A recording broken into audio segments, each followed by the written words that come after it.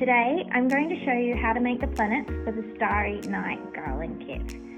Inflate the long gold stretchy balloon using the hand pump until it's about 3/4 full.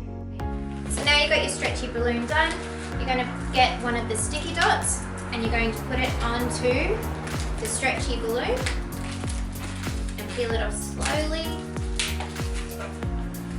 You're going to adhere that to the front of your balloon here and then just tie it off at the back. If it's not staying, you can add a sticky dot at the back. Usually within the balloon garland though, you'll be able to wedge the balloons in there together. But just for the purposes of this, I'll put a sticky dot at the back so it sits a bit nicer on